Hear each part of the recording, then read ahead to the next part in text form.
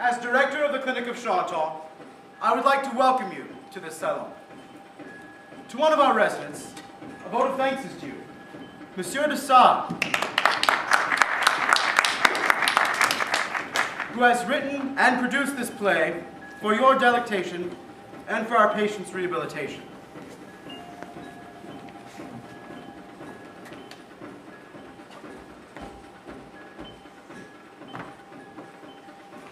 We ask your kindly indulgence for a cast never before on stage coming to Chantal. But each inmate, I can assure you, will try to pull his own weight. We're modern, enlightened, and we don't agree with locking people up. We prefer therapy through education and especially art, so that this clinic may play its part according to its lights, the Declaration of Human Rights. I agree with our author, Marot and Sade, that his play set in our modern bathhouse won't be marred by all these instruments for mental and physical hygiene. On the contrary, they set the scene. For in Marot and Sade's play, he has tried to show how Jean-Paul Marat died, and how he waited in his bath before Charlotte Corday came knocking at his door.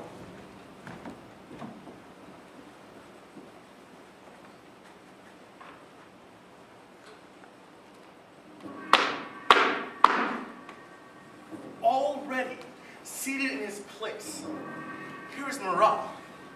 Observe his face. 50 years old and not yet dead, he wears a bandage around his head. His flesh burns. It's as yellow as cheese because disfigured by a skin disease. And only water, cooling every limb, prevents his fever from consuming him. To act this most important role, we chose a lucky paranoiac, one of those who made unprecedented strides since we introduced them to hydrotherapy. The lady acting as his nurse, whose touch certainly makes him no worse, is Simone Evrard, not Charlotte Corday. Marat and Evrard united one day. They shared one vision of the just and true, and furthermore, they shared her money too.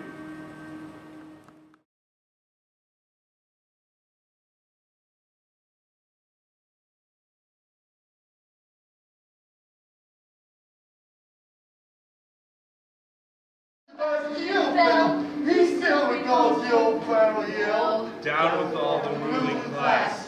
For all the generals down on their eyes. Long live the revolution! Marat, we won't dig our own bloody graves. Marat, we've got to be clothed and fed. Marat, we're sick of working like slaves. Marat, we've got to have cheaper bread. We crown you with these leaves, Marat, because of the laurel shortage. The laurels all went to decorate the academic generals and heads of state. And the heads are enormous. You, Marat, by your Side will stand or fall. You're the only one we can trust at all. Don't scratch your scabs when they'll never get any better. We fought and we fought of the brave, sniffing down traitors by traitors betrayed. Marat in the courtroom, Marat in the ground, sometimes the otter, sometimes the hound. Fighting all the gentry, fighting every priest, businessman, the bourgeois, the military beasts. Marat always ready to stifle every scheme of the sons of the arsenic dire regime. We've got new generals, our leaders are new. They sit and they argue, and all that they do is sell their own colleagues and ride on their backs, and jail them and break them and give them all the ass. Screaming in language no man understands, the rights that we grab with our own greedy hands. When we wiped out the office and stormed through the wall, the prisoners they told us would outlast us all. Marat, we're poor and the poor stay poor. Marat, don't make us wait anymore. We want our rights and we don't care how. We want our revolution now!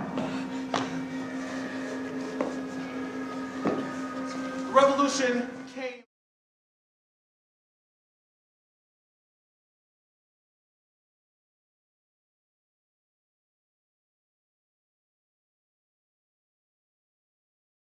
The people of France. Jean-Paul, you must take more care. Look how red the water's getting. And what's the cold blood compared to the bloodbath still to come. Once, we thought a few hundred corpses would be enough. Then we saw thousands were still too few.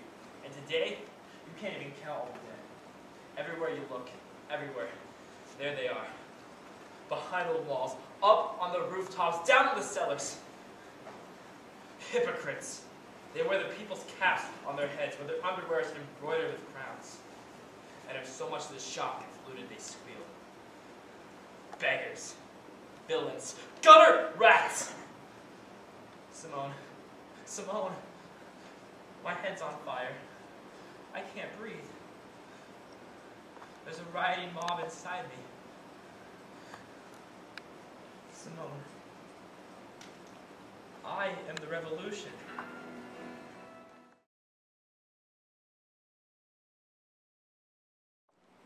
I read in your books, Sade, in one of your immortal works, that the basis of all life is death. Correct, Marot. But man has given a false importance to death. Any animal, plant, or man who dies adds to nature's compost heap, becomes the manure without which nothing could grow, nothing could be created. Death is simply part of the process. Every death, even the cruelest death, drowns in the total indifference of nature. Nature herself would watch unmoved if we destroyed the entire human race. I hate nature. This passionless spectator, this unbreakable iceberg face which goads us to greater and greater acts. Haven't we always beaten down those weaker than ourselves? Haven't we torn at their throats with continuous villainy and lust? Haven't we experimented in our laboratories before applying the final solution? Let me remind you of the execution of Damien. Remember how Damien died? How gentle the guillotine is saved from his torture. It lasted 4 hours while the crowd goggled and Casanova, at an upper window, felt under the skirts of the ladies watching. His chest, arms, calves, thighs were slit open. Molten lead they poured into each slit.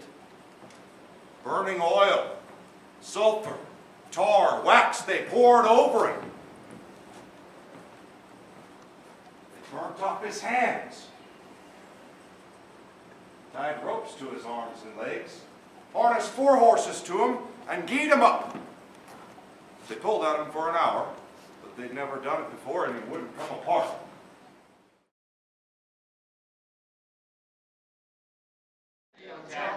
They're up to their eyeballs in breakers. We're up to our noses in crap. Those gorilla-mouthed fakers are longing to see us all rot. The gentlemen lose a few acres, we lose the little we got. Revolution is more like a ruin. They're all stuffed with glorious food. They think about nothing but screwing. But we're the ones to get screwed. Pick up your arms! Fight for your...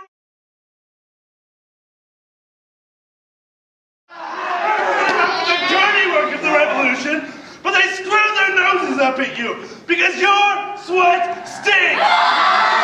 You're way down there! And down there, in ignorance and sin, you'll have to do your bit toward bringing in the golden age, in which you'll all do the same old dirty work. And there will celebrate, their poets sing about the power of life, and the expensive rooms in which they ski are hung with exquisite paintings. So stand up, defend yourself from them.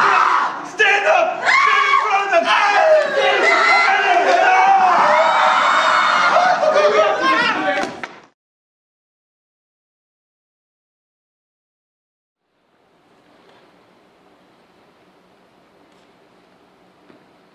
First, I saw in the revolution a chance for a tremendous outburst of revenge, an orgy greater than all my dreams. But then, I saw, as I sat in the courtroom, Not as I was before the accused, but as a judge. I couldn't bring myself to deliver the prisoners to the hangman. I found I wasn't capable of murder, although murder was the final proof of my existence. And in September, when I saw the official sacking of the Carmelite convent, I had to bend over in the courtyard and vomit. As I saw my own prophecies coming true, and women running by, holding in their dripping hands the severed genitals of men. And in the next few months, as the tumbrils ran regularly to the scaffolds, and the blade was dropped and winched up and dropped again, I felt all the meaning drain out of this revolution. It was dull. It had become inhuman and curiously technocratic. So you studied light and heat. You wondered how forces can be controlled. So you studied electricity.